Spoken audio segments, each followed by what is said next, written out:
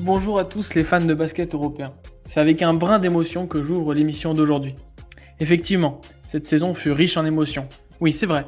Outre les difficultés sanitaires, les reports de matchs, les blessures, ce fut une saison difficile pour ma part. Défaite de la Virtus Bologne en demi-finale d'Eurocup. Ça y est, je l'ai dit. Celle de l'Iraklis en FIBA Europe Cup. Et l'AEK Athènes qui ne se qualifie même pas pour le Final 8 de BCL. Oui, c'était très douloureux, je l'ai très mal vécu. Pour autant, il y a eu également de très beaux moments. Monaco qui soulève le trophée européen. Et oui, Kazan, ça valait le coup de taper la Virtus, bande de poulies d'or. Strasbourg qui fait tomber Ankara, Laek et Tenerife à la suite. L'éclosion d'Hugo Besson en Pro B. La fierté d'avoir pu suivre la cadence de l'Euroleague en vous proposant un rendez-vous hebdomadaire avec les copains. Oui, vous l'aurez compris, aujourd'hui avec les copains, on va vous parler d'Euroleague en étant toujours autant soudés et contents d'être ensemble. Salut les gars, comment ça va? Salut, Comment ça va? salut. Salut les gars. Salut tout le Bon, monde. je vous avais promis une intro sympa, j'espère qu'elle l'a été, même si ma langue est un peu fourchée par moments. Aujourd'hui, on va donc vous présenter les résultats de chaque quart de finale d'Euroleague. Et Dieu sait qu'il y a eu des séries tendues et intéressantes. Ce qu'on peut faire du coup, c'est se tenir à notre petit plan, présenter Barça Zénith, ensuite Milan Bayern, CSKA Fener et enfin Anadolu Efes Real Madrid. Et puis pour terminer, puisque on termine jamais un très bon repas sans digestif, Romain nous fera sa petite chronique. On est carré, on peut lancer les gars? Let's Let's go. go. C'était collégial ça. Barça Zénith, qui c'est qui présente? C'est moi. Donc c'est parti. Barcelone-Zénith. Victoire 3-2 du coup de Barcelone sur la série. Une série bien accrochée, hein. On était assez loin finalement avec nos paris, nos pronostics de la dernière émission. Il me semble que Olivier, Corentin et moi on avait dit 3-1 et Romain s'était même permis un 3-0 pour Barcelone. Et finalement, on a eu une série super accrochée et accrocheuse, très intéressante à suivre. Je ne sais pas ce que vous en avez pensé sur le ressenti global, mais moi, j'ai vraiment pris mon pied, hein. Pareil, on s'est un peu emballé, hein. Surtout Romain, il a mis un 3-0, on ne veut pas lui donner tort. Attendez la fin. Attendez la chronique. Alors, moi, il y a Et merci, Kevin. Moi, il y a un gars qui m'a fait rêver là-dessus, c'était Kevin Pangos, KP, l'autre KP, pas Porzingis, 16,2 points sur la série, soit le troisième meilleur score des quarts de finale. Lui qui tournait à 13 points en régulière, il a su appuyer sur l'accélérateur au bon moment et porter son équipe. Alors c'est un joueur que j'adorais complètement déjà pour son style sur pick and roll. Et alors là, je trouve vraiment que ça s'est vu à fond sur les matchs. Principalement sur le premier game, il y avait quelque chose qui m'amusait assez d'ailleurs, c'était de voir finalement l'incapacité chronique des Catalans à essayer de le défendre sur le pick and roll. On voyait parfois, ils essayaient de trapper directement à deux sur lui, sur la sortie d'écran, mais il avait une telle qualité de passe qu'il trouvait toujours le joueur démarqué. Et en deuxième mi-temps, ils ont même décidé carrément de switcher systématiquement sur lui.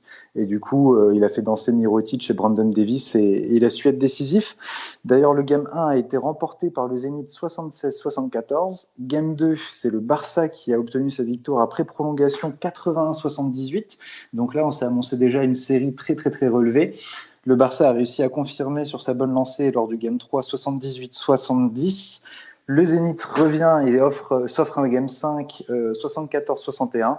Et finalement, c'est Barcelone qui s'impose lors du Game 5 sur un blowout 79-53. Globalement, ce que je retiens surtout, c'est la performance du Zénith. Ils avaient réalisé une belle saison. J'attendais vraiment de voir s'ils allaient la conclure de la plus belle des façons, et je trouve que c'est des perdants magnifiques parce qu'ils se sont battus à fond. Il y a eu une blessure importante aussi à noter, celle d'Arthur Asgoudaitis, qui était un joueur majeur, hein. On parlait souvent de l'axe fort 1-5 avec Pangos, et malgré tout, ils ont réussi à trouver des ressources avec les Pistoleros, Austin Hollins ou encore Casey Rivers, ils avaient quand même de quoi faire. Et puis, je trouve finalement que nos pronostics étaient assez éloignés, hein, même au niveau du MVP. On parlait de Nick Calates et de Nikola Mirotic. Et finalement, c'est Brandon Davis, Kyle Kuric ou encore Corey Higgins qui se sont montrés sur la série. Vos impressions? Messieurs, je vous laisse. Malgré mon mauvais pronostic, j'ai kiffé cette série.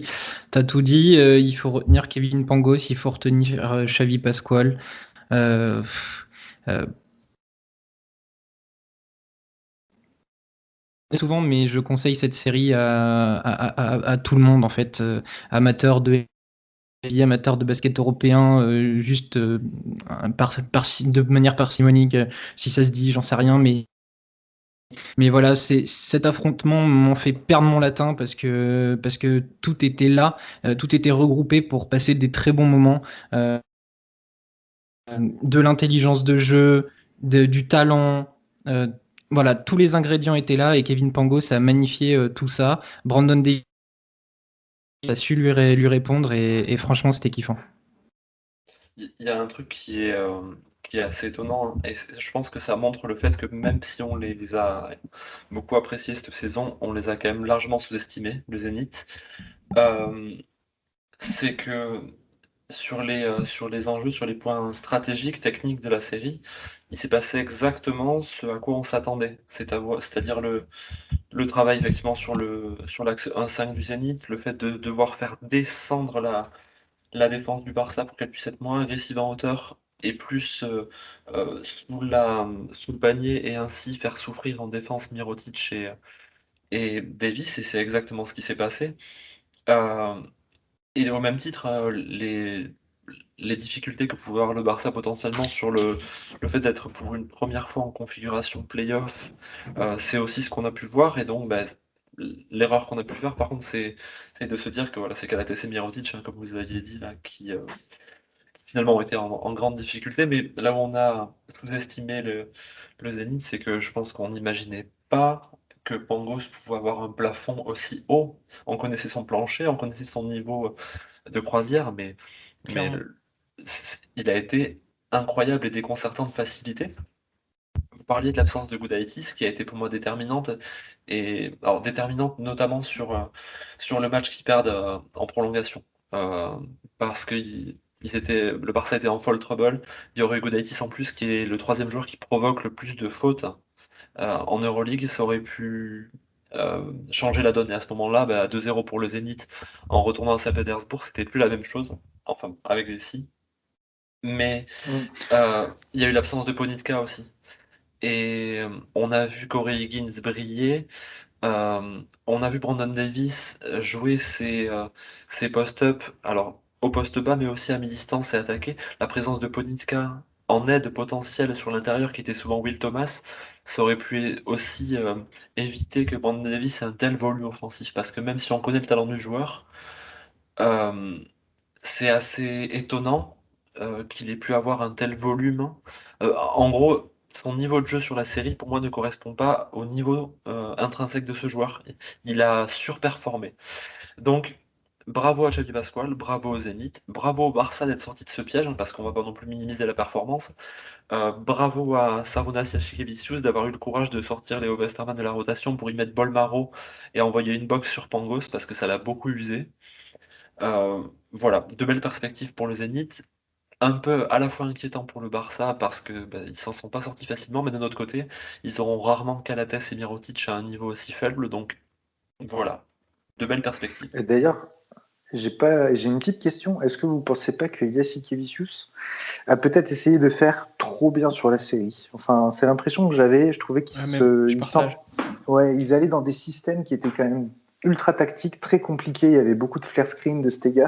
Alors, il y avait une grosse défense pour le coup du Zénith, et souvent ils avaient du mal à finir ces actions-là.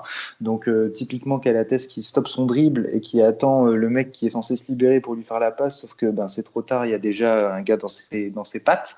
Et j'ai trouvé qu'ils sont un peu compliqués la tâche. Et les moments où ça allait mieux, c'était par exemple un Corey Higgins qui lui sortait un petit peu du schéma tactique en allant provoquer, en étant agressif au cercle. Et c'est ça qui faisait aussi peut-être un peu du bien. Peut-être que Jasikevičius devrait essayer de faire un peu plus confiance comment dire, à l'instinct de ses joueurs et pas non plus trop s'enfermer dans des schémas de jeu ultra techniques. Et en fait, je crois qu'il a pas pu. Enfin, il jouait la deuxième meilleure défense de l'Euroleague, coaché par Xavi Pascual. Donc, je, vous avez vu ce qui s'est passé pour les équipes qui ont voulu jouer d'instinct contre le Zénith cette saison, hein. Elles se sont fait Ouais, taper. ils ont pris des PT, ouais. Tous, tous. En gros, comment dire? Depuis 10 ans, c'est très compliqué de juger une équipe qui joue contre Xavi Pascual. Parce qu'on l'a vu au premier match, il trouve toujours les solutions, même face à des mecs comme Jasikevicius, même face à des mecs comme Obradovic. Enfin, Xavi Pascual, c'est l'emmerdeur de première pour trouver les solutions qui vont te faire chier. Donc, je crois vraiment, ça fait beaucoup de gros mots dans la phrase, je suis désolé pour les Ouais, enfants qui nous c'est ça écoutent. qu'on aime. Mais je pense pas que Sarah soit parti dans l'idée de développer des trucs difficiles. Je pense vraiment qu'il n'a pas eu le choix. Clairement. Ouais, c'est possible, ouais. Il y a de ça. Bah, moi, j'ai adoré cette série. C'était une des deux plus kiffantes en termes de tactique et de basket. C'est celle que j'ai préférée. Bon, Mathieu a parlé, je pense, correctement, enfin, de ce qu'a fait Pangos. Clairement, il a fait danser tout le monde. Et d'ailleurs, on parle au Barça de le faire revenir. Ça, on pourra en parler à la fin de la saison. Mais je pense que pour pas être redondant avec mes collègues, si quelqu'un qui nous écoute a envie de perfectionner ses mouvements au poste et veut apprendre à jouer de haut panier, regardez juste Brandon Davis sur la série. Il fait de ces trucs envoûtants, quoi. Il invente des trucs que j'avais jamais vus. Et c'était un total kiff de voir évoluer cette équipe-là. Moi, franchement, c'était une des séries les plus incroyables. Et j'ai regardé tous les matchs. Je me suis fait kiffer. Est-ce qu'on passerait pas à la série suivante? Ah, juste une petite question, Ouais. enfin un- une question en suspens comme ça. Est-ce que finalement, on en a parlé dans nos discussions, est-ce que Kyle Kuric, tu le mets en NBA, il fait pas du JJ Redick aussi bien que lui? Voilà, c'est juste bon. Ouais, il est embêtant quand même, hein. Il est très Ah, embêtant. c'est tout à fait possible. Oh, et puis il Mais est pas mis en justement, déséquilibre avec la mais faute. Ouais. il a juste pas eu l'opportunité que JJ Redick a eu. Redick est très fort, hein. Mais pour moi, Kuric fait exactement la même chose avec le même gabarit, avec la même vitesse, enfin, pareil. Et c'est Et une opération intéressant. du crâne il y a quelques années. Oui. Et c'est intéressant parce que il était plus en fin de rotation en début d'année avec Saras et c'était Abrines qui prenait plus de place. Et là, sur la série, on voit qu'Abrines est extrêmement limité. Je crois qu'il est à 0,6 points sur la série. Oui, c'est ça, 0,6 points et une évaluation négative. Alors qu'à côté, on a un Kyle Kuric qui est à plus de 10 points, 12 dévals, ultra rentable et avec des pourcentages au tir, 62% à 2 points, 66% à 3 points et 100% au lancer. Kuric est effectivement fort. Après, Abrines attaque sur les first units et Kuric sur les second units. Et la seconde unit du Zénith, c'est pas la profondeur du Barça. C'est clair. À C'est pas pondérer faux. donc. C'est pas faux. Et pour reparler du terminé sur le Zénith, je suis choqué de savoir que c'est une des meilleures défenses d'Euroleague quand on voit les mecs qu'ils ont à cacher parfois, des Billy Bayron, Kevin Pangos ou Casey Rivers, on les imagine pas gros défenseurs et pourtant le travail qui a été réalisé était Le schéma incroyable. collectif défensif du Zénith, c'est une masterclass. C'est incroyable. Et même offensif, je trouve que ça s'est beaucoup amélioré. Moi, Tout à j'étais fait. très inquiet de voir les Casey Rivers, Austin Hollins cohabiter tous ensemble. Et en fait, systématiquement, on passe la balle à Pangos, on libère les coins, on se monte mobile et ils font de plus en plus de catch and shoot. Et c'est là où ils ont été bons d'ailleurs. C'est là où ils ont été bons. Ils ont un peu manqué d'adresse au fur et à mesure qu'on avançait dans la série. C'est ça aussi qui les fait sortir du match. Mais Oui, c'est sinon. clair. Ils ont C'est dû clair. utiliser Will Thomas en 5, hein. Enfin, il faut pas oublier. Et Will gros Thomas, travail défensif sur Mirotic, lui. alors On que le c'est voyait. Ah pas un oui. bon Waouh. défenseur de base, hein. Enfin, incroyable, hein. Ouais, Will Thomas, très ils fort. peuvent lui filer une statue à Saint-Pétersbourg, hein. C'est le Bah, capitaine, mais bravo. certains pensent qu'il va bouger d'ailleurs, hein. Il y a des rumeurs sur lui, hein. Ah, c'est pour faire monter les enchères. Je dirais pas qu'il va finir sa carrière là-bas, mais c'est un joueur qui a passé la trentaine, qui depuis un petit moment, il est capitaine. Mm. Je trouve qu'il reflète bien cette identité que le Zénith est en train de se construire, hein. Enfin bon, voilà, c'était juste pour conclure sur les joueurs un petit peu. Ouais, c'est clair, assez embêtant, monsieur Thomas. Je crois qu'on est bon. On a la complète de chez Paquito. Est-ce que on partirait pas du coup sur le quart c'est toi, Olivier, c'est SK Moscou Fener? Je crois qu'on était d'abord sur le Milan-Bayern, Ouais, c'est Romain qui le fait, c'est ça? il me semble. Ouais, vu qu'il a un petit problème de connexion, on Ah, va mais attendre je un peux peu. enchaîner. Je Ouais, peux enchaîner. enchaîne, ouais. Il n'y a aucun souci. Alors, CSK, Fenerbahçe, donc je vais pas tourner autour du pot. 3-0 sec, bim, pour le CSK. Donc voilà, en 3 matchs. Le premier 92-76 pour le CSK, le deuxième 78-67 pour le CSK, et le troisième un petit 85-68 pour le CSK. Euh, je présente cette série avec un peu d'émotion dans la voix dans la mesure où j'avais pronostiqué le CSK au Final Four à la première journée, me prenant d'amour pour Igor Kokoskov et sa troupe.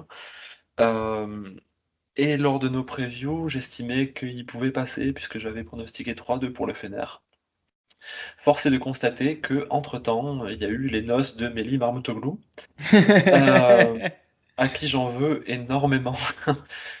D'une part parce que je passe pour un naze, et de deux, enfin de toute façon j'ai toujours été mauvais en pronostic, mais et de deux parce que vraiment ça, selon moi, les conséquences que ça a pu avoir euh, sur la manière de jouer qu'a pu avoir le Fener a été vraiment déterminante. Je m'explique. Euh, c'est une série dans laquelle Igor Kokoskov n'a pas pu coacher un seul match. Il était remplacé par San Erdem, qui est son adjoint. Attends, on t'a demandé de faire la revue de la série, pas de trouver des excuses au Fener. Ça en fait partie. Ça en fait partie. Donc très rapidement, San Erdem qui a coaché l'ensemble de la série, c'était une série de run. Et lors des premiers matchs, bah, pas de Vezeli, et puis pas de Deschon Pierre, pas de Lanovas, pas de Ali, pas de Ahmed Deveroglu, pas de Jareledi. Alors, ils auraient pas tous eu un rôle, mais l'absence de Kokoskov, Vezeli plus Pierre et Ulanovas, c'est colossal. Le débrief de la série, finalement, donc une série qui aura été marquée par des runs consécutifs, par des ajustements stratégiques, une vraie bataille au coaching. Itoudi, ça a été d'un pragmatisme absolu. Euh, sur le Game 1, le match avait été maîtrisé. À chaque fois, les évaluations, d'ailleurs, à chaque match du CSK sont assez énormes parce qu'ils ont produit un volume euh, vraiment très conséquent. Eux aussi, hein, amputés donc de Milutinov et de Mike James, on en avait parlé. Et on avait aussi évoqué dans notre preview le fait que très certainement Wilt Clyburn ou Daniel Hackett allaient sortir du chapeau. Et bah bingo, Will Clyburn et Daniel Hackett ont fait une série, enfin on en parlera je pense rapido ensemble les garçons tout à l'heure là, mais une série incroyable, hein. Euh, Décisif, agressif, des deux côtés du terrain, ça a été une série vraiment sous tension. Euh, Au final, même si par moment le Fener a pu remonter, ils n'ont pas réellement existé. Nando a fait ce qu'il a pu sur le premier match, il a été merveilleusement fort, mais quand on prive Nando de Jan Vezeli, c'était en soi l'arme principale du Fener, bah écoutez, derrière on peut rien faire et aucun autre intérieur n'avait la verticalité de Jan Vezeli. Kylo Quinn, c'est un joueur qui a peu de verticalité, qui est très bon, mais qui garde le ballon, qui ne peut pas non plus shooter externe. Il a pris aucun tir à 3 points sur l'ensemble de la série. Donc, limité dans les choix, limité dans les possibilités d'attaque, avec pas ton coach sur le banc, des joueurs qui, en général, pouvaient aussi parfois lâcher un petit peu, hein, et qui ont été obligés de forcer tout le temps. Je pense à Goodrich notamment. Le bilan au final, il est dur, hein, c'est-à-dire que le Fener ne marque plus à 3 points, le Fener ne marque plus dans la raquette. Brown à 2,29 d'évaluation de moyenne sur la série. Goodrich, 28,6% à 2 points sur la série. De Colo, gros volume, hein, mais 4,5 turnovers par match.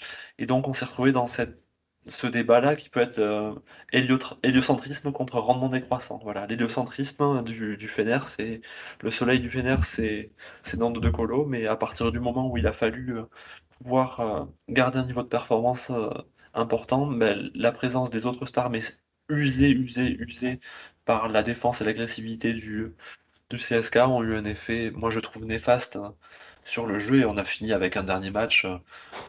Voilà, il y a eu un 28 au début pour le Fener, mais ensuite ils leur ont mis des runs, mais comme c'était pas possible, hein, et puis le Fener finit avec 57 dévals, 19 turnovers. Le dernier match, selon moi, illustre vraiment cet épuisement tactique, physique, stratégique du Fenerbahçe contre une équipe qui les aura vraiment fait déjouer. Voilà, je sais pas ce que vous en pensez les garçons.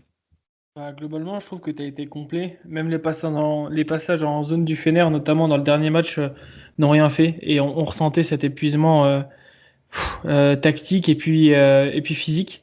Et C'était quel. psychologique, hein. Il y a une lassitude, tu les sentais tendus, Ouais, énervés. tu le voyais, Guduric, il était pas bien, quoi. Et pourtant, c'est un mec qui est froid comme la lame, mais là, c'était vraiment, ça faisait peine à voir. Et c'est marrant parce que autant au début, quand tout le monde disait oui, le Fener peut faire la surprise et tout, si je me souviens bien, Matt et moi, on comprenait pas trop cette hype. Et après, on s'était un peu rangé de votre côté, enfin surtout moi. Et au final, c'est pas arrivé, comme quoi, toujours rester sur ses premières impressions. Euh, mais le CSK m'a vraiment impressionné. Et du coup, j'aimerais bien vous poser une question, elle est peut-être bête, mais no Mike James, no problème?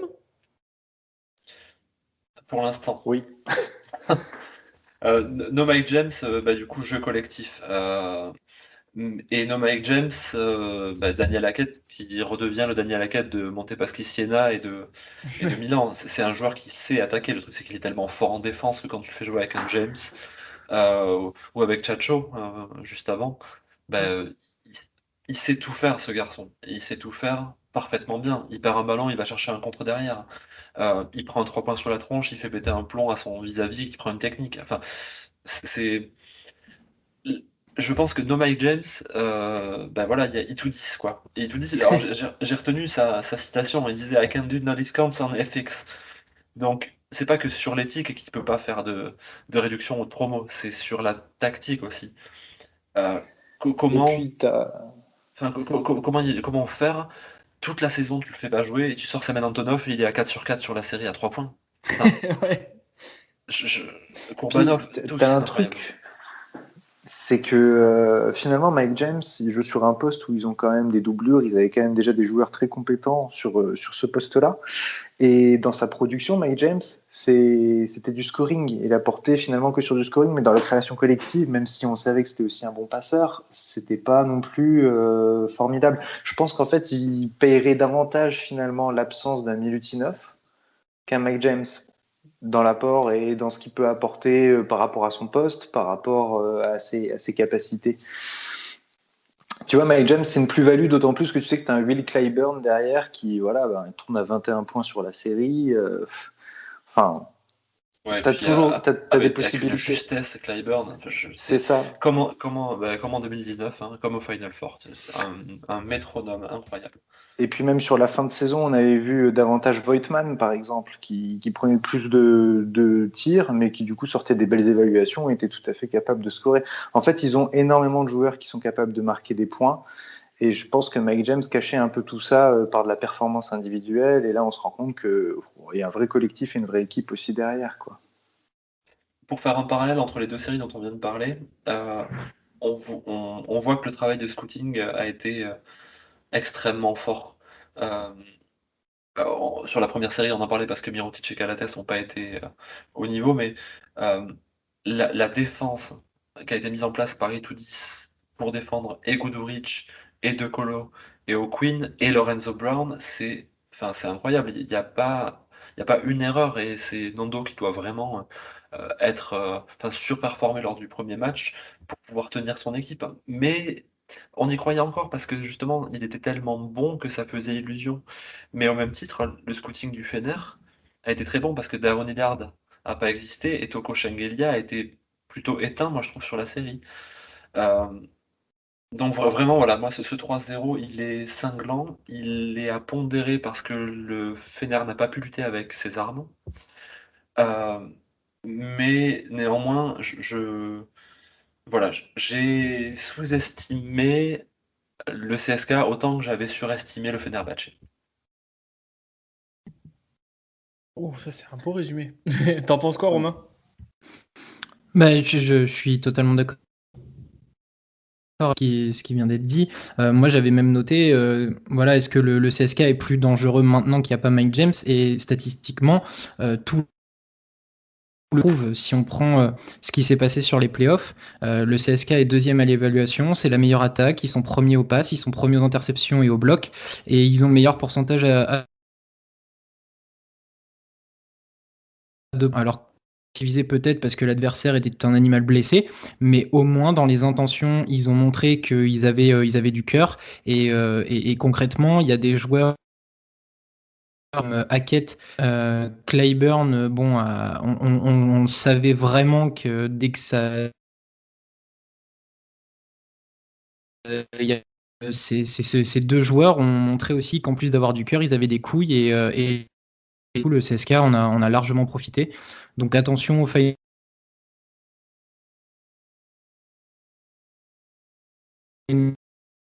Four.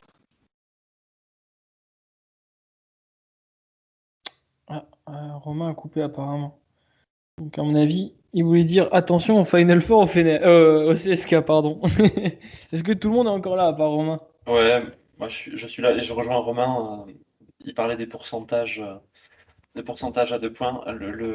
Après avoir dégusté dans la raquette au premier match, le CSK a réussi à fermer l'accès à la raquette totalement au Fenerbahçe, qui déjà ne tirait pas ou peu à 3 points. Hein.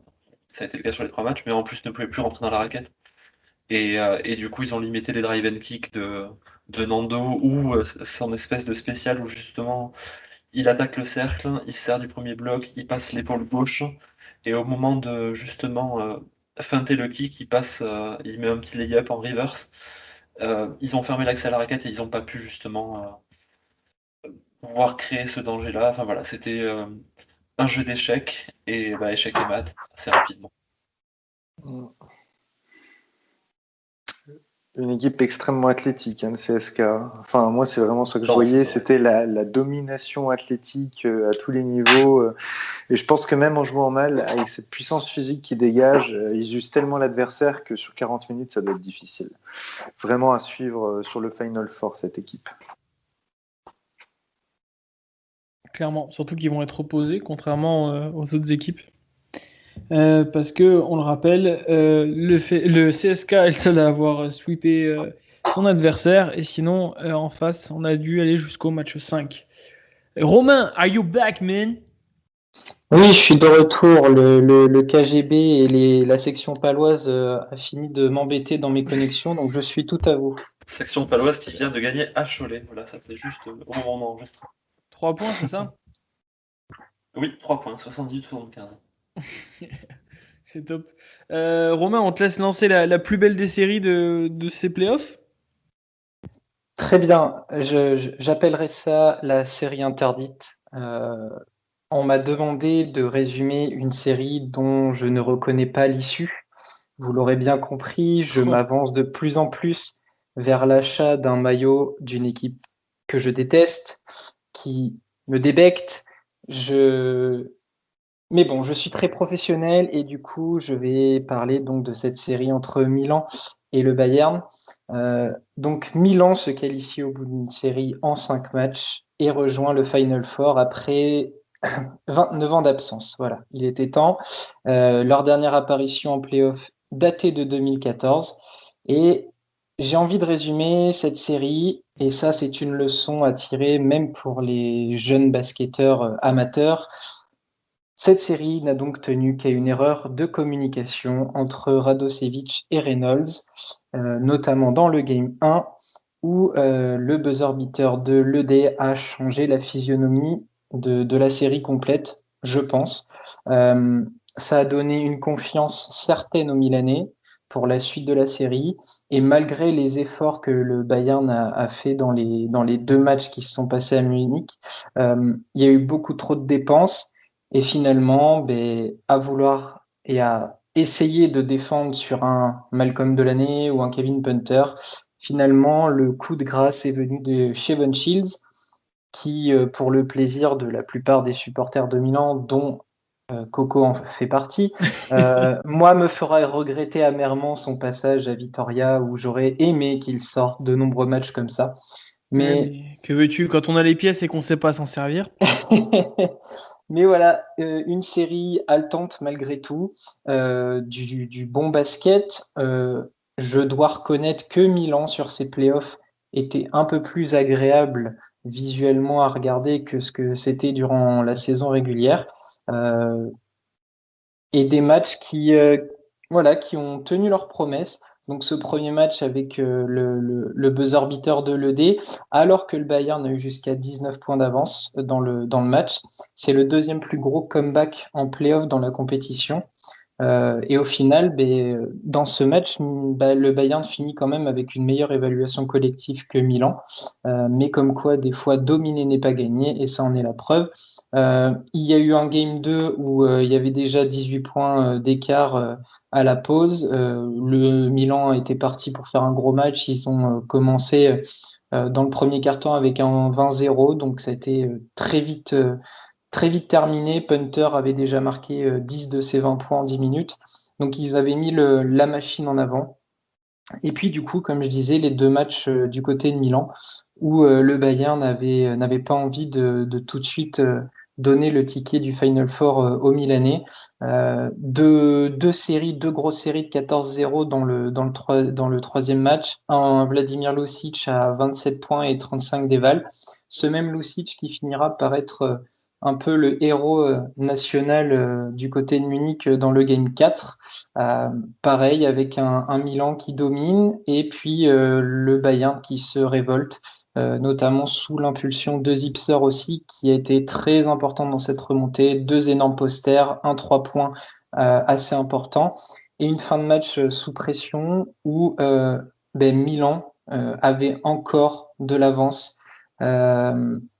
Et puis, Zipser lance le alley-oop décisif sur Lucic qui l'écrase avec la faute et qui permet d'avoir un Game 5. Et dans ce Game 5, du coup, on arrive avec un Shevon Shields de gala en career high avec 34 points, 41 d'évaluation. Malgré tout, Milan se fait peur, 17 points d'avance, dont 12 dans la dernière minute 30, il me semble. Et le Bayern qui ne s'avoue pas vaincu, qui montre le caractère qui a très bien représenté cette équipe durant toute la saison.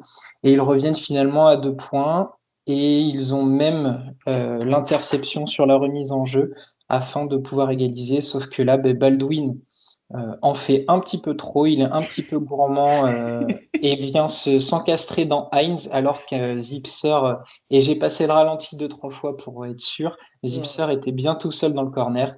Et C'est ça. finalement, tout un symbole, le joueur ultra offensif vient buter contre un mur qui arrache donc l'entre-deux et le match se termine malheureusement comme ça.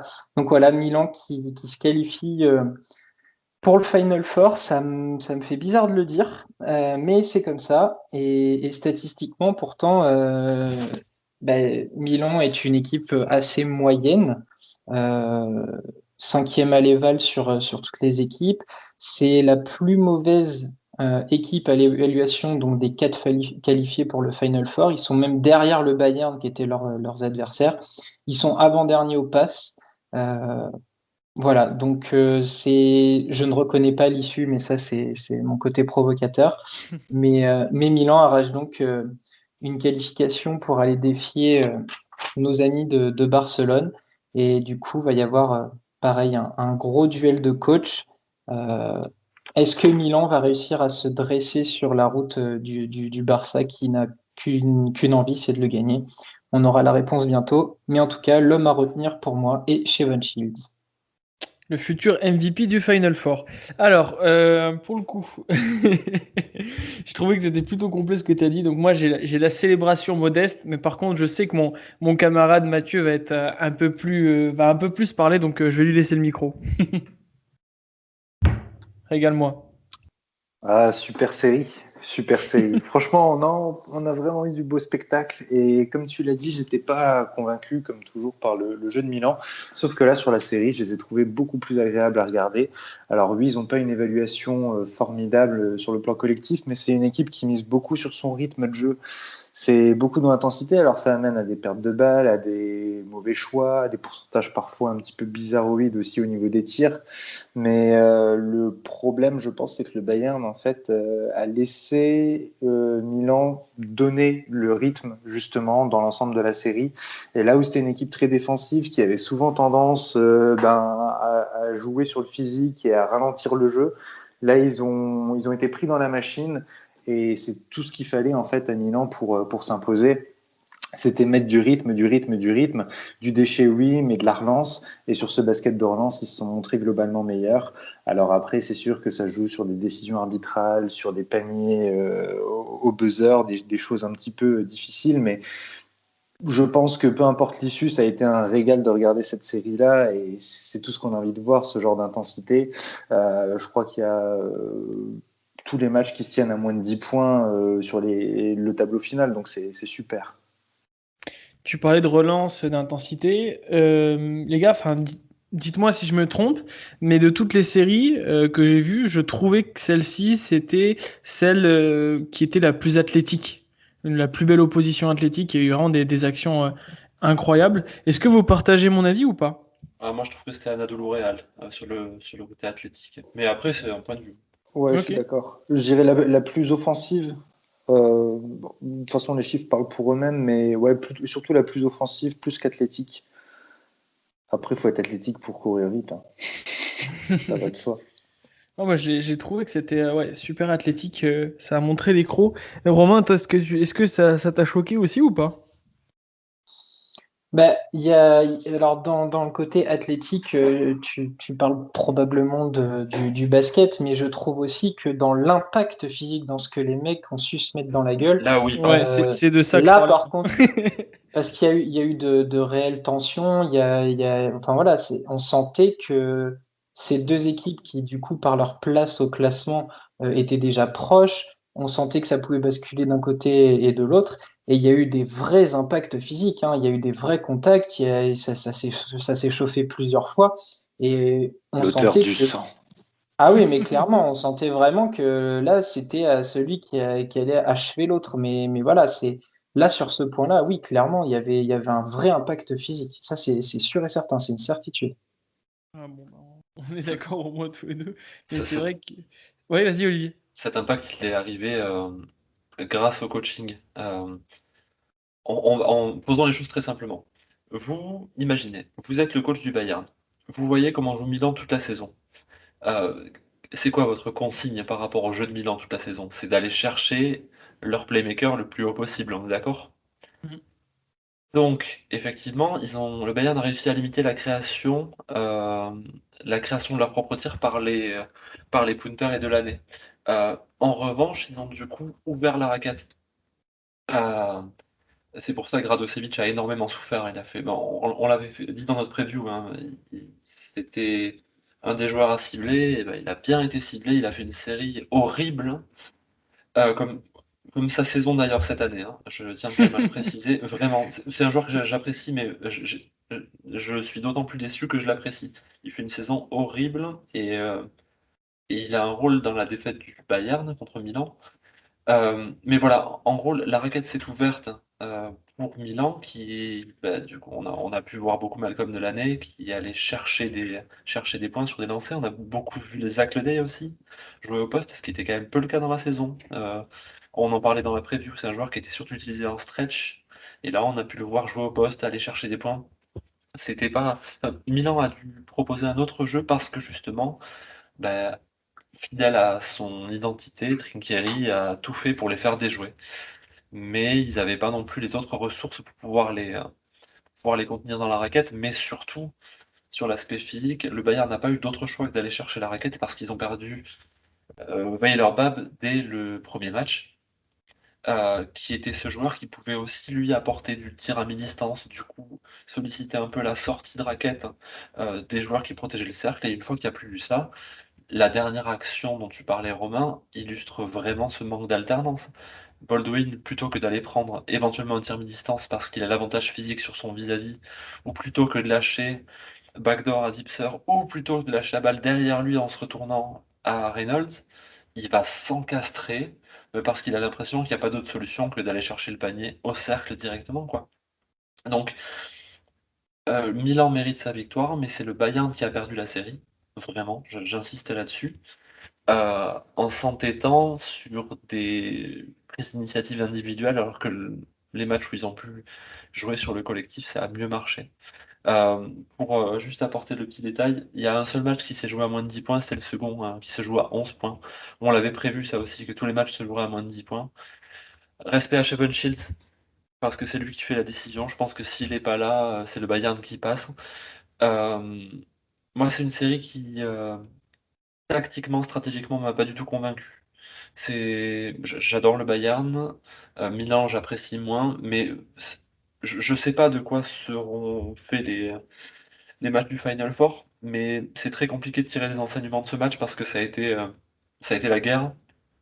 Ça a été un jeu d'échecs, mais un jeu d'échecs très basique, très binaire. Vous me proposez ça, mais moi je fais juste ça. Bon, bah, j'y arrive pas comme ça. C'est pas grave, on va insister, je propose juste ça. Ok, je fais ça. Il y avait deux, trois options maximum. Voilà, j'ai juste vu le même Milan pendant la saison, mais en mode playoff, et j'ai vu le même Bayern que pendant la saison, mais dépassé par une équipe plus forte. C'est plutôt bien résumé, je trouve. Est-ce que vous avez quelque chose à rajouter sur cette série ou est-ce que vous voulez passer à la dernière série? Ouais, moi je veux bien, je viens de récupérer la stat. Je pense que Heinz a aussi pour lui d'avoir éteint en partie Reynolds. Hmm. Reynolds qui sur les playoffs tourne qu'à 10 d'évaluation. Il fait des matchs assez compliqués, notamment les trois premiers.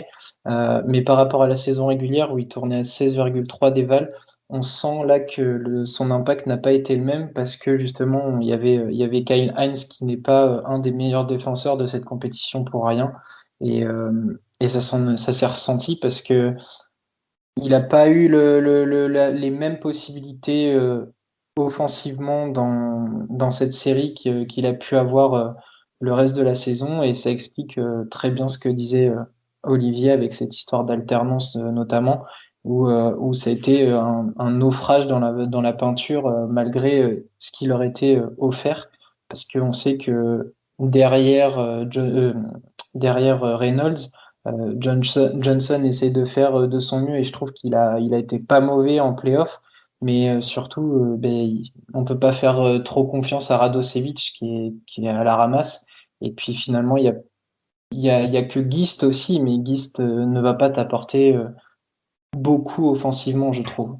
Voilà. À part en aller-où, puis encore. Mais ça illustre effectivement le Bayern nous a surpris sur la saison, mais il y a vraiment un manque de profondeur et de joueurs de niveau plafond. Euh, Parce que finalement, le plafond du Bayern, c'est Lucic, qui est un très fort joueur, mais qui, intrinsèquement, hein, alors cette année, il est clairement dans le top 10 des joueurs de Euroleague, mais intrinsèquement, n'est pas un joueur top 10 de Euroleague normalement. C'est juste qu'il a réussi à crever son plafond. Euh, voilà, le Bayern va avoir des moyens, le Bayern va recruter. On devrait avoir une équipe extrêmement compétitive la saison prochaine aussi. Ouais, j'ai hâte de voir le recrutement sur certains postes. On en parlera sûrement dans une future émission. Est-ce qu'on n'irait pas sur la dernière série, les gars? Qui a été ma série préférée. Ah, carrément? Ah ouais? Ah ouais, c'était incroyable. C'est Ouais, mais en même temps, tu le supportes premier le Real, match, toi. oui, le premier match à oublier, mais même le deuxième, enfin bon, voilà, je vous laisse en parler. Ok. Bah, c'était à moi de m'y coller. Alors, autant vous dire que j'ai pris énormément de plaisir à regarder cette série. La première fois que l'Efes a atteint le Final Four, c'était en 2000 à Thessalonique. Et leur Final Four, le deuxième Final Four, c'était en 2019. Donc voilà, c'est pour vous dire que ça a été 18 ans d'absence pour le Fener, l'Efes, pardon. Donc du coup, c'est un club qui n'était pas habitué à ce niveau-là. Cependant, premier match, ils ont éclaté le Real, 90-63, avec troisième et quatrième quart-temps où ils leur ont mis 46-23. Juste incroyable d'efficacité. Je vais pas m'épancher beaucoup sur ce match-là. C'est plutôt le match 2 moi, qui m'a intéressé. Pas de Tavares du côté du Real. Les Fesses qui a dominé depuis la quatrième minute jusqu'à la fin du match. Et surtout, 60% à 2 et 3 points pour les Fesses. C'était un truc de fou. Alors que de l'autre côté, le Real fait 16% à 3 points et moins 2 d'éval collective. Donc, pas facile. Moi, je croyais que ça allait s'arrêter là. J'étais très triste parce que c'était pas le Real que j'avais l'habitude de voir. Et puis on s'est mis à y croire les matchs 3 puis le match 4 sont arrivés. Match 3, dans le dernier quart, il y a des gros shoots de Sergio Llull, un bon partage de la balle de Madrid en fin de match avec seulement 3 balles perdues, donc ils ont bien pris soin du cuir. Ils ont réussi à limiter l'impact de l'effet sur les changements après pick and roll, avec un Larkin qui finit seulement à 6 points, 3 points pour Simone, pardon. Et de l'autre côté, Garouba et Yui qui ont vraiment sonné la charge. C'était vraiment très intéressant. Alors moi qui n'ai pas trouvé Garouba très intéressant sur certains matchs, là il m'a vraiment surpris. Et Sergio Yui, voilà, j'avais l'impression de retrouver le joueur d'il y a 2-3 ans, quoi. Donc beaucoup de plaisir et je me suis dit, bon bah voilà, ils ont sonné la charge.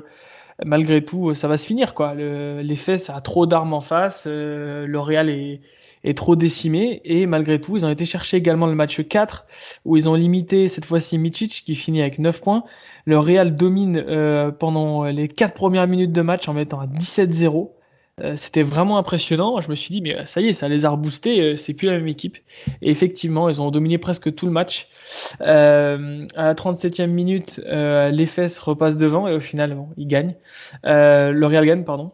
Ils ont assisté à l'intérieur avec un dynamisme de Garouba intéressant. Il a vraiment, sur les écrans retard, sur les rebonds offensifs, défensifs, a été très intéressant dans l'activité.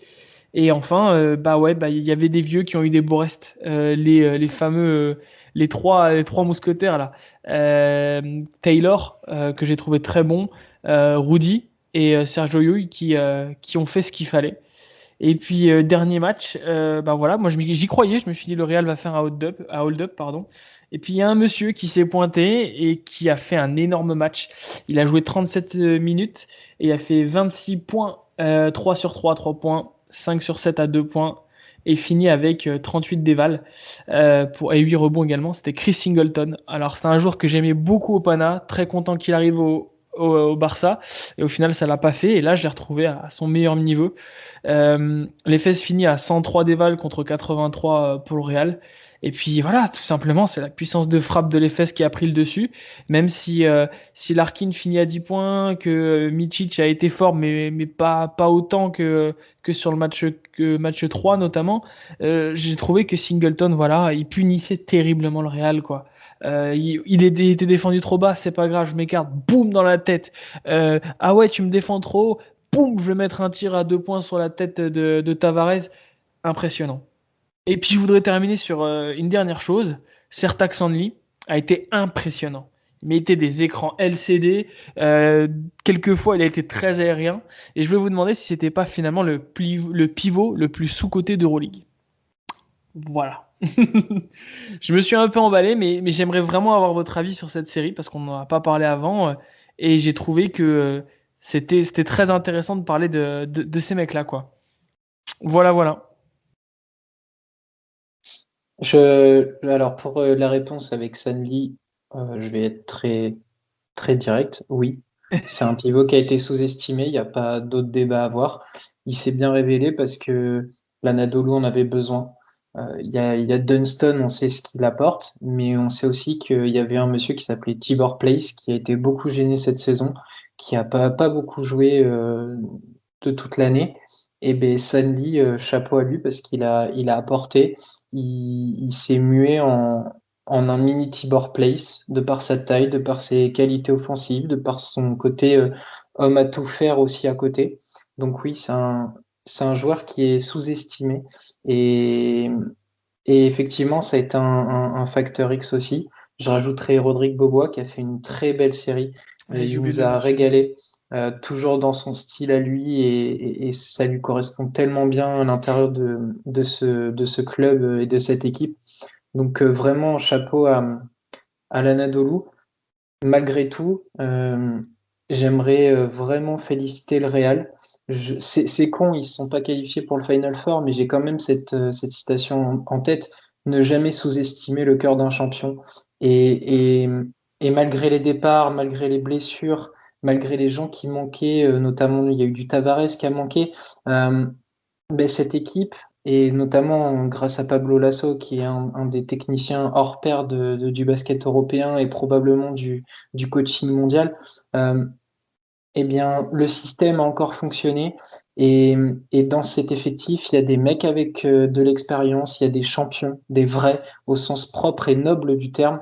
Il y a des vrais champions qui ont su euh, se remotiver, proposer du jeu et faire en sorte que jamais ils ne laissent l'Anadolu les écraser comme les deux premiers matchs pouvaient le laisser présager.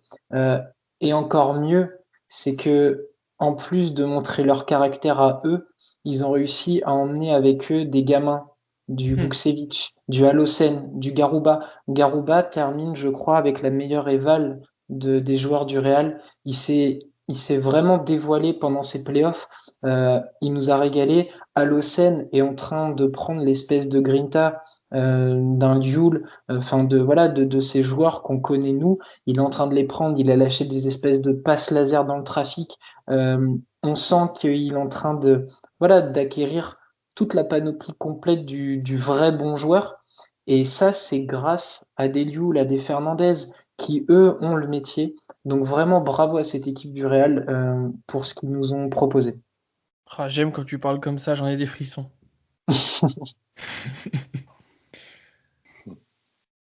Mathieu, toi qui supportais le Real.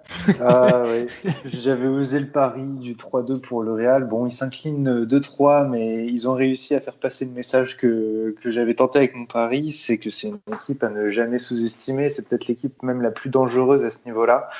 Parce que oui, ils ont des joueurs qui sont vieux, oui, ils ont des joueurs qui sont jeunes, et finalement, il n'y a personne qui sort vraiment du lot, ou il n'y a pas de joueur à cibler. Mais c'est ce qui fait aussi leur force. Et on l'a vu sur l'ensemble de la série, c'est qu'un match, ça va être un Garouba, ou ça va être un JC Carroll qui sort la tête de l'eau. Il y a toujours quelqu'un en fait pour répondre. Sergio Llull, tu l'as mentionné aussi. Mais bon, après, voilà, la réalité du terrain fait que l'Anadolu était juste mieux équipé. On avait parlé aussi de leur dynamique de fin de saison qui les mettait déjà dans des conditions plutôt propices. Et là, on l'a vu avec un Vassili Micic impeccable. Rodrigue Bobois, tu l'as mentionné Romain, mais formidable. Et je pense qu'on se rend compte que parfois il est même sous-exploité quand on voit ce qu'il est capable de réaliser.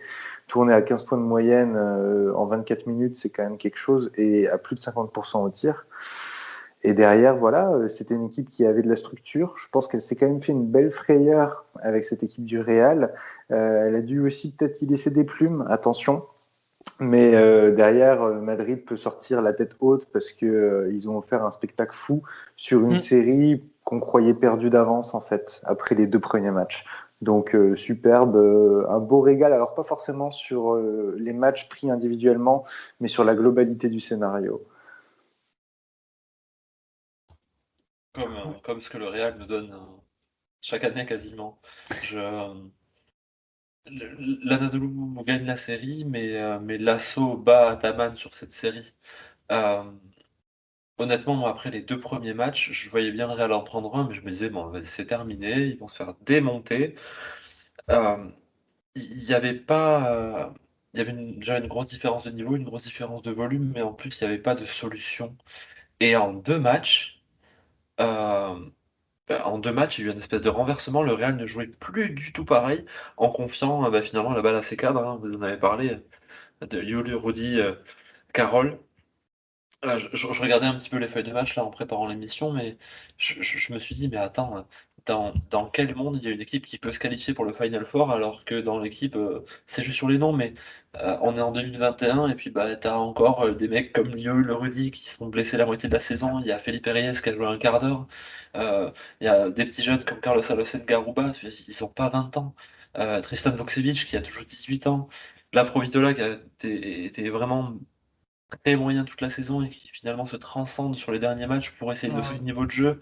À Baldé aussi, hein, qui avait été dans le dur et qui, quand il a fallu. Alors, oui, sur le volume statistique, c'est pas impressionnant, mais sur l'impact qu'il a pu avoir et sa capacité à se recentrer sur la défense quand il n'arrivait pas à créer. Effectivement. euh, Enfin, franchement, c'était très intéressant. Alors voilà, moi, je mets un bémol. Euh, Bon, c'est vrai que ça finit sur un 3-2 avec 5 points d'écart sur le dernier match, mais sur la série, finalement, si on prend un peu de recul et qu'on souffle et qu'on sort de l'émotion, on se rend compte que vraiment l'Anadolu était bien au-dessus, bien plus fort. Eux, ils n'ont jamais dérogé de leur identité. ils sont toujours restés sur les mêmes principes de jeu, donc l'utilisation de Sandy qui est effectivement très sous-estimée. Euh, mais est-ce qu'il pourrait exister avec quelqu'un d'autre qu'Ataman? C'est difficile à dire, hein. C'est son joueur fétiche, hein. Ataman, il a cette capacité, et tous les joueurs le disent dans les interviews, c'est Micic qui en parlait bien, à transcender le niveau de chacun. Et on le voit. Vous parlez de Rodrigue Bobois, pareil. Rodrigue Bobois, il est très talentueux. Et... Mais vous en parliez lors d'une émission, je sais pas s'il serait capable de marquer 15 points dans une autre équipe comme ça aussi facilement, alors que pendant 5-6 matchs, il n'est pas utilisé. Pour ça, il faut être en confiance, il faut être mis en confiance par son coach, et il faut être capable, quand on rentre, d'y aller, quoi. Et le dernier match de Singleton, c'est cette illustration. C'est un joueur qui est au service du collectif et essentiellement de la défense depuis qu'il est arrivé à Istanbul. Et là, bah, sur un match où le Real et l'Asso avaient décidé d'essayer de contrecarrer les velléités du duo infernal Micic-Larkin, bah, c'est Singleton qui sort. Il était prêt au moment. Donc, sur l'aspect tactique, effectivement, voilà, Pablo Lasso et le Real Madrid, un immense respect pour ce qu'ils ont réussi à faire. Mais sur la capacité à créer un groupe, à le transcender et du coup à tirer le meilleur de ses joueurs, bah, depuis 3 ans, bravo à Ergin Ataman, qui voilà, si c'est pas le meilleur tacticien, c'est un excellent meneur d'hommes. Et donc je reste sur mon pronostic de l'Anadolu, qui peut aller loin, pour pas rentrer dans plus de spoil, voilà. En tout cas, série magnifique, je me suis régalé. Bah, de toute façon, toutes les séries étaient intéressantes parce qu'en Euroleague, tout est intéressant. Mais celle-ci, bah voilà, moi je sais que j'ai toujours eu un petit faible pour certains joueurs et là, je me suis découvert une passion pour le Real. Si mon père m'écoute, là, alors là, on sera comblé. Mais il y avait ce côté le Real de se dire, voilà, il y a quand même de la transmission, ça va être intéressant pour le futur. Et puis de l'autre côté, je me demande, mais vraiment, hein, quelle équipe peut stopper vraiment les fesses en fait? C'est une puissance de feu impressionnante. Moi, je ne saurais absolument pas comment défendre. Quand tu vois que Micic, Larkin sont un peu en galère sur certains points, enfin, notamment en attaque au dernier match, et que Bobois il sort et il t'envoie des tirs sur un pied, gainage, boum, dans la tête des mecs alors qu'ils ont, je sais pas, la main sur la figure. Non, c'est impressionnant. C'est tellement fort les fesses. CSK. Ils sont en pleine CSK. confiance. Mais bon. Mais là, de toute façon, toutes les équipes peuvent se contrer les unes les autres, hein. C'est le top du top. On a les 4 premiers au Final Four. S'ils ont Ouais, toutes les terminé têtes de série sont passées. Et s'ils ont terminé aux 4 premières places, c'est dans une compétition aussi relevée que l'Euroleague cette année, parce que on le dit sans arrêt, mais je le répète, c'est pour faciliter la transition, Corentin. Mhm. Le niveau de l'Euroleague cette saison, collectif, en intensité, en volume de jeu, ceux qui aiment le storytelling n'ont pu que se régaler cette année. Euh, Vraiment, c'est sublime ce qui se passe. Et on a énormément de chance de. Peut-être qu'on pourra dire dans 20 ans, ouais, vous voyez les gars, on a assisté à la réémergence de ce qu'étaient les compétitions européennes, parce qu'il y a eu un âge d'or dans les années 80, début 90, et il y a eu, au moment de la transition FIBA Euroleague au début des années 2000, une espèce d'accalmie, mais qui a été aussi générée par l'afflux massif de tous ces talents européens vers la NBA, alors que c'était pas le cas avant. Et là, il y a des flux dans un sens et dans l'autre, hein, des flux qui auront mis en difficulté le Real, hein, puisque bah, en 3 ans, tu perds Campazzo, Doncic, Deck, qui Ouais. partent tous vers la NBA. Euh, c'est pas rien. Euh, mais voilà, on a l'Euroleague, mais je pense les autres compétitions européennes aussi, hein, une Eurocup très relevée, une Basketball Champions League magnifique. C'est chouette, on est en train d'y assister, il faut qu'on se rende compte que voilà, même si on est encore très peu nombreux, même si c'est encore une petite chose, on est les témoins d'une évolution que moi je trouve belle et qui m'enthousiasme énormément. Ah, c'est beau ce que tu dis. J'aime quand on me parle de basket comme ça, j'achète. Est-ce qu'on a des choses à ajouter ou on peut laisser Romain attaquer sa chronique? La Je... chronique. C'est clair. Le silence se fait. Du coup, ça y est, c'est à moi. Oui, je crois. Non, je pensais qu'on allait parler un peu plus de ce qu'Olivier allait dire. Du coup, j'étais surpris. J'avais pas débloqué mon micro. Mais du coup, ben, on part sur la chronique alors. Les amis, je n'ai jamais été aussi heureux de me tromper dans mes pronostics. Alors que le premier confinement nous a privés de la fin de l'exercice 2020, les équipes de l'Euroleague ont décidé de nous offrir un spectacle sans égal pour la saison du renouveau. Je vais peut-être pas utiliser ce mot au risque d'exciter la team premier degré qui va dire qu'à part être une ligue fermée, il n'y a rien de nouveau dans cette compétition. Ok, je vous ai compris. Donc, dans cette saison du redémarrage après l'arrêt prolongé dû au virus qui nous fait désormais évoluer dans le monde d'après, la compétition dont il ne faut pas prononcer le nom car son système est corrompu, nous a quand même redonné le sourire. 3 séries de playoffs ont transformé le spectaculaire en sensationnel. 4 si le Fenerbahçe avait pu se battre à armes égales avec un CSK qui ne fait pas de rabais avec l'éthique et devient beaucoup plus dangereux quand le jeu est au-dessus du jeu. J'espère que vous avez compris. Je ne sais pas si c'était clair et net. Magnifique. Bref, les absents ont toujours tort, alors ne donnons pas plus de minutes dans cette période pré-Final Four aux joueurs qui confondent opportunisme et opportunité. Et le basket est un monde au paysage bigarré. Si la BCL et l'Euroleague sont votre petit plaisir de la semaine, alors profitez. On a adoré suivre la conquête de Monaco jusqu'au titre de l'Eurocup et on a vibré dans l'aventure de Strasbourg en BCL. On ne peut pas tous avoir des papillons dans le ventre face à un moins 57 de la Grande Ligue. J'espère que vous me pardonnerez. Dans 3 semaines, il ne restera plus que 2 matchs pour le Barça, le CSK, l'Anadolu et Milan avant de refermer le rideau d'une campagne qui restera gravée dans les mémoires. Je suis sûr que vous avez tous en tête plusieurs moments marquants dans cette saison. Un match, une performance ou une action qui vous a fait bondir de votre canapé, vous faisant passer pour un fou auprès de vos proches. Ne vous cachez pas, hein, je vous vois, et puis vous n'êtes pas les seuls, je suis dans votre camp. Pour ma part, le souvenir que je vais garder, c'est vous. D'abord vous, les copains de ficelle, devenus des compagnons de passion et finalement des amis grâce à un même dénominateur commun. Bloqué chez moi, je n'ai jamais autant voyagé qu'avec vous, de Toulouse à Nancy, en passant par le Basket Europe Tour et le podcast sur l'ex-Yougoslavie. C'est aussi vous, les acteurs du basket français et européen. On vous regarde et parfois même on échange par message afin de vous inviter à partager un bon moment avec nous. C'est enfin vous, les fidèles auditeurs de nos conneries. Nous avons fait le pari fou de créer une émission hebdomadaire autour de l'Euroleague et du basket européen. C'est mission réussie. Voilà, c'est l'une des dernières chroniques de la saison. Je n'avais pas envie de faire quelque chose de spécialement drôle, mais plutôt quelque chose de spécialement sincère. Merci à vous tous. On va profiter de ces dernières semaines pour se régaler et vous faire kiffer. Nous n'avions aucune prétention et nous n'avons pas l'audience de certaines émissions, on est bien d'accord. Mais pour nous, on a déjà réalisé l'upset de l'année. À très vite les amis. Magique. Merci Romain. On se retrouve tous bientôt pour continuer à parler d'Euroleague et puis pour de nouvelles aventures.